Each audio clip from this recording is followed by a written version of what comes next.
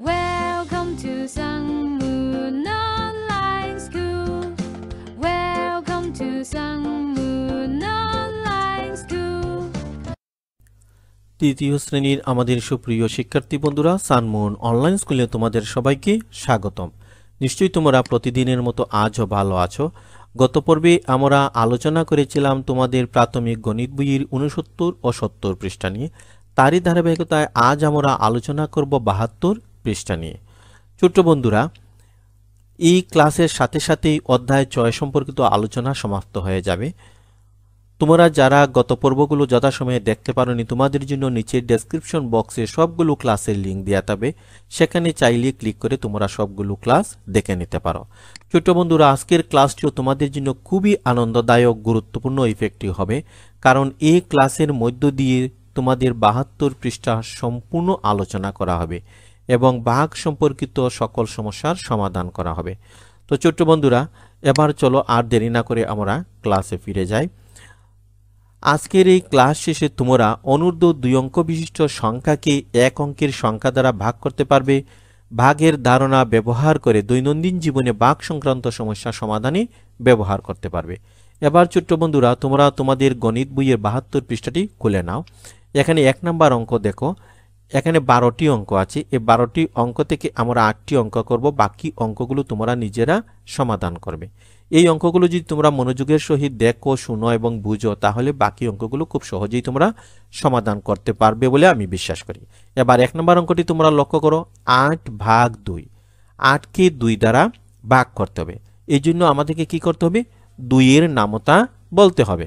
তো 2 এর নামতা আমরা 8 পর্যন্ত বলি। 2 একে 2, 2 2 এ 4, 2 3 এ 6, 2 4 এ 8। তো এখানে ভাগফলে কত হবে? 4। তা 2 8 এর মধ্যে কতবার যায়? 4 বার যায়। সুতরাং ভাগফল কত? 4। এবার 3 নম্বর অঙ্কটি লক্ষ্য করো, 12 ভাগ 2। তো 2 দিয়ে আমাদেরকে 12কে ভাগ করতে হবে।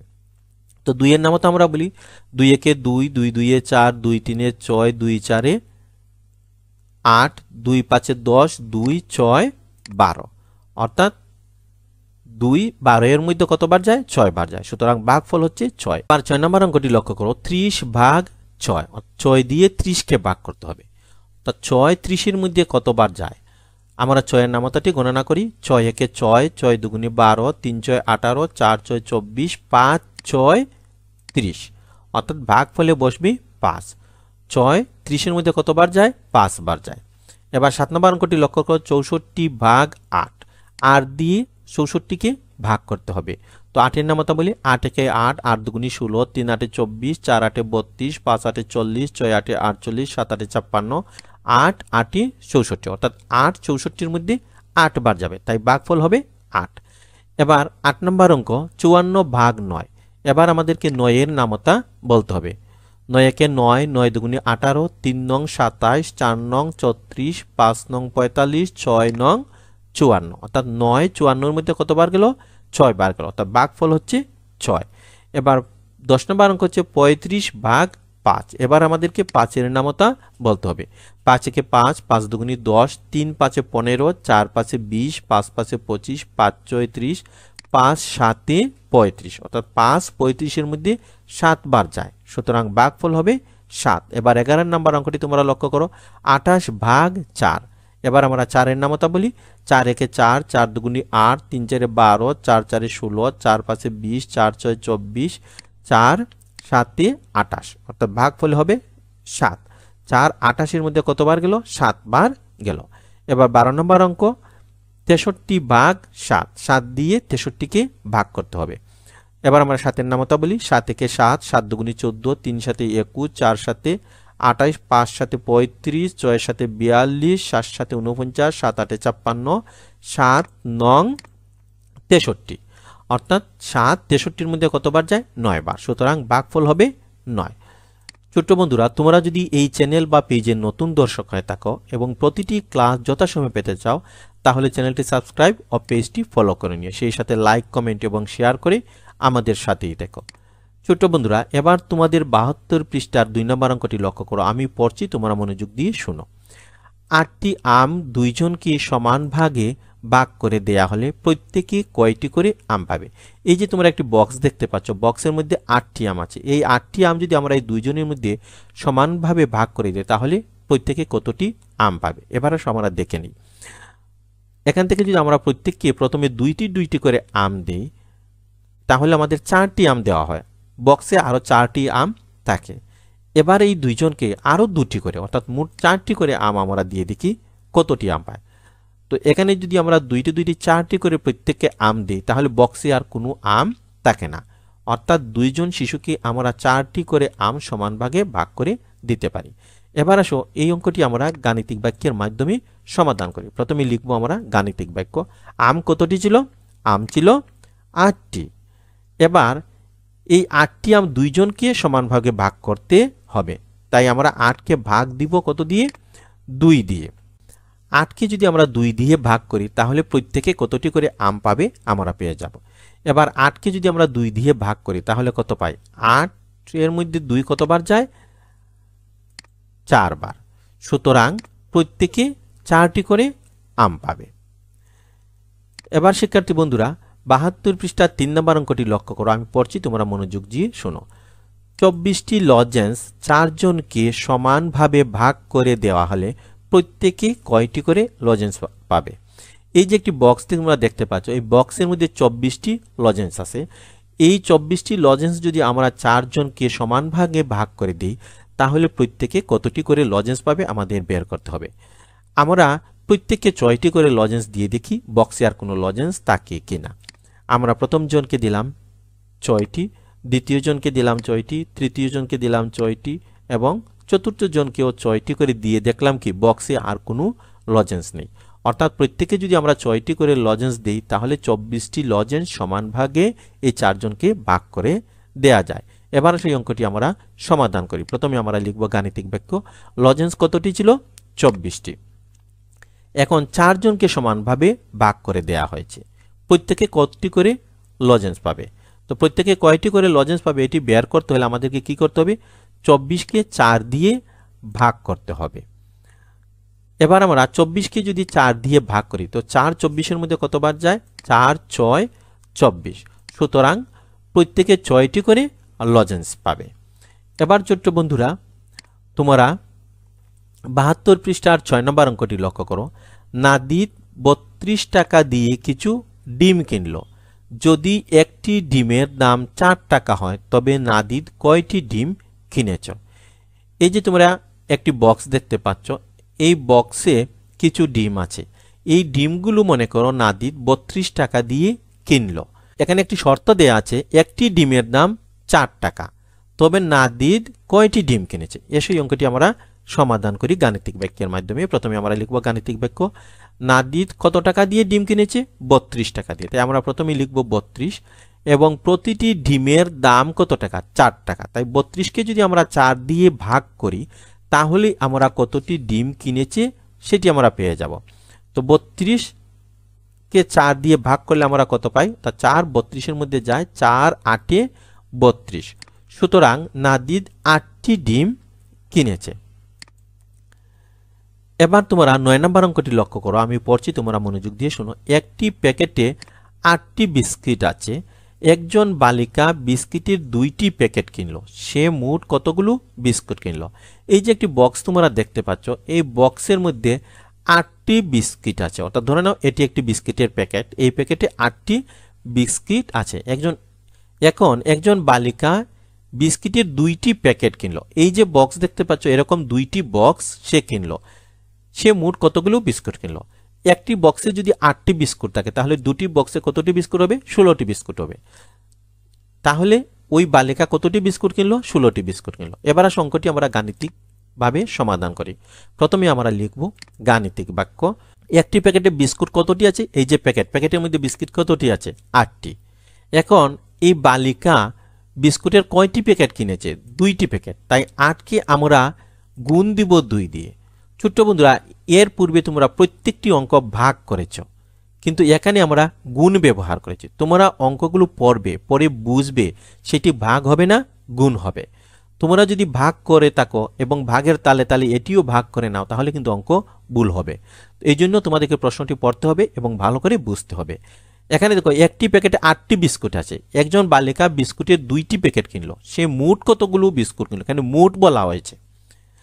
তো আমরা 8কে যদি 2 দ্বারা গুণ করি তাহলে আমরা কত পাই? 8 দুগুণী 16। সুতরাং সে মোট 16টি বিস্কুট কিনলো।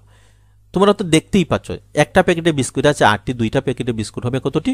16টি। ছোট্ট বন্ধুরা, এবার তোমাদের 72 পৃষ্ঠার 10 নম্বর অঙ্কটি তোমরা লক্ষ্য করো। এখানে 8টি অঙ্ক আছে, 8টি থেকে আমরা 4টি অঙ্ক সমাধান করব, বাকি অঙ্কগুলো তোমরা নিজেরা সমাধান করবে। 1 নম্বর অঙ্ক দেখো 8 ভাগ 3।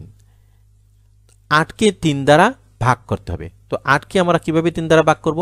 আমাদেরকে 3-এর নামতা বলতে হবে।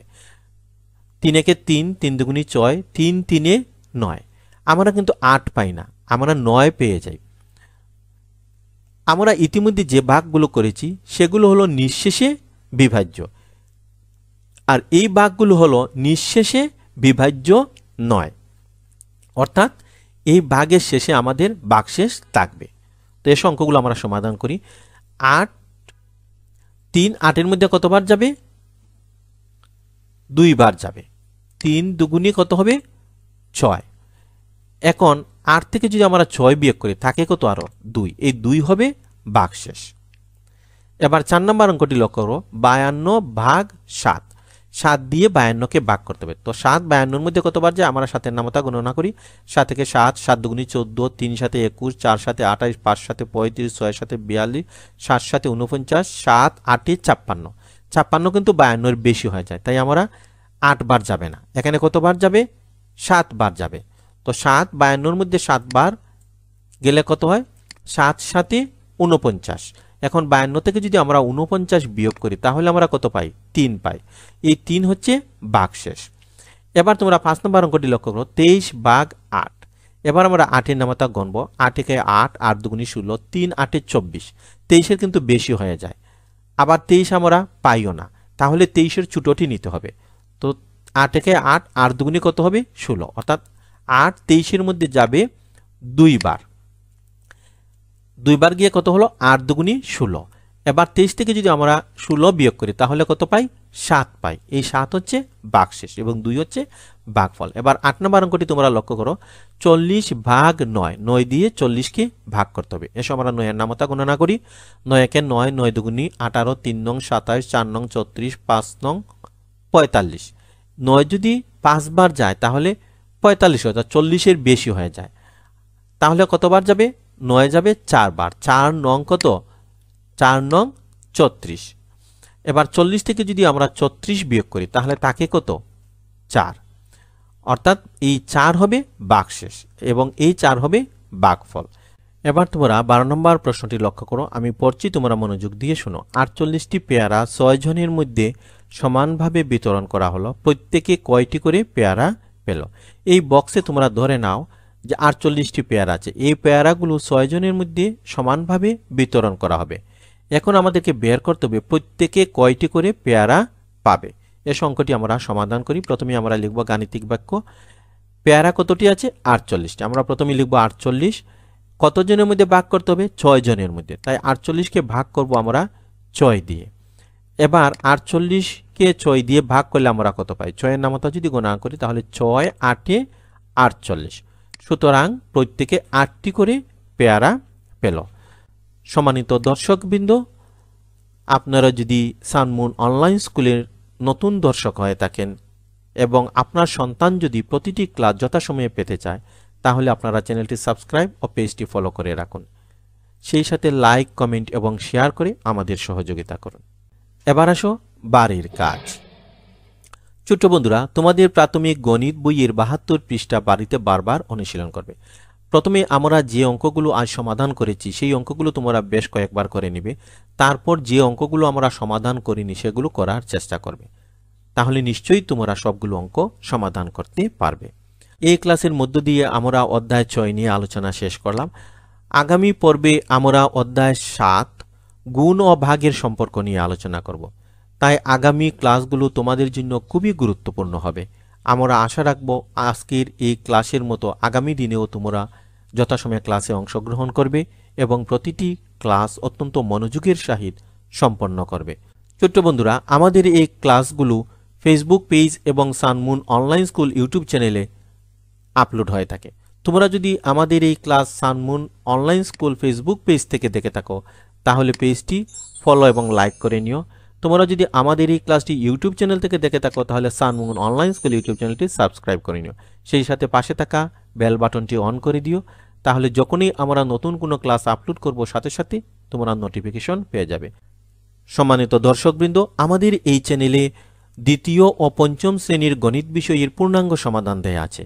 আপনার সন্তান যদি দ্বিতীয় বা পঞ্চম শ্রেণীতে পড়ে থাকে তাহলে চ্যানেলটি আপনারা সাবস্ক্রাইব করবেন এবং প্রতিটি ক্লাসে তাদের অংশগ্রহণ নিশ্চিত করবেন। তাহলে আমি বিশ্বাস করি গণিত বিষয়ে তাদের ভীতি দূর হয়ে তারা গাণিতিকভাবে দক্ষ হয়ে উঠবে এবং আনন্দের সাথে গণিত শিক্ষা লাভ করবে। আমাদের স্নেহের ছোট্ট বন্ধুরা, এতক্ষণ আমাদের সাথে ধৈর্য ধরে থাকার জন্য তোমাদের সবাইকে আন্তরিক ধন্যবাদ। ভালো থেকো, সুস্থ থেকো। পরবর্তী ক্লাসে নতুন অধ্যায় নিয়ে আমরা আলোচনা শুরু করব। আশা রাখি সেই ক্লাসেও তোমরা যথাসময়ে অংশগ্রহণ করবে। এই প্রত্যাশা ব্যক্ত রেখে এখনই শেষ করলাম।